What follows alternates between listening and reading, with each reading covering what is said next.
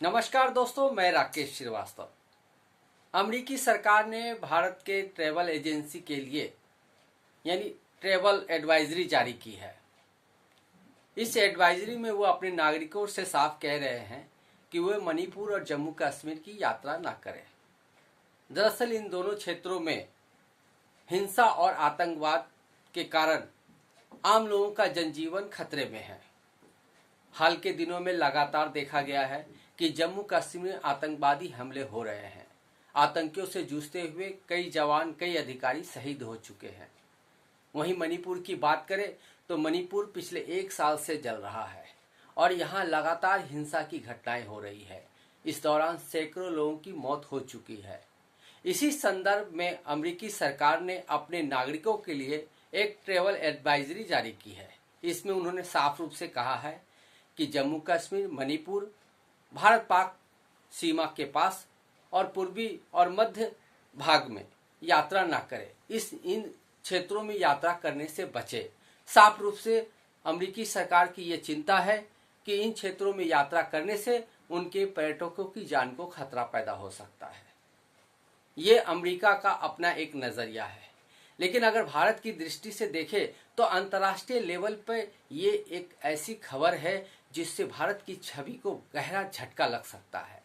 एक अमेरिकी सरकार, एक विश्व की सबसे बड़ी लोकतांत्रिक व्यवस्था वाली सरकार अगर कह रही है कि भारत में इन क्षेत्रों में यात्रा न करें, वहाँ जान को खतरा हो सकता है, वहाँ आतंकवाद है, हिंसा फैली हुई है, तो निश्चित रूप से भारतीय सरकार के लिए, भारतीय गवर्नमेंट के लिए ये किसी झटके से कम नहीं है। सवाल ये उठ रहा है कि जम्मू कश्मीर और मणिपुर में आखिर ये हो क्या रहा है।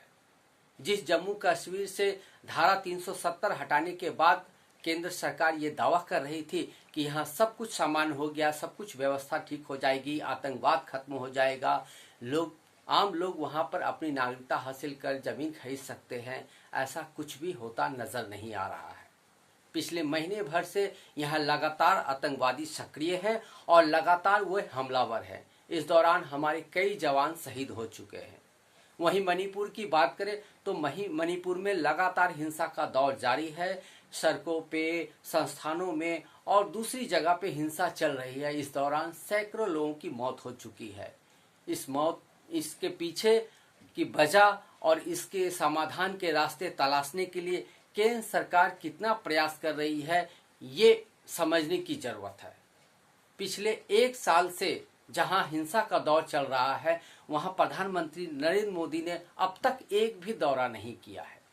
इसी बीच राहुल गांधी वहां 2-3 बार दौरा कर चुके हैं, दूसरे नेता भी दौरा कर चुके हैं, लेकिन प्रधानमंत्री नरेंद्र मोदी अंबानी के फैमिली में शादी समारोह में तो शामिल हो जाते हैं, लेकिन उन्हें मणिपुर जाने का वक्त नहीं मिल पाता है।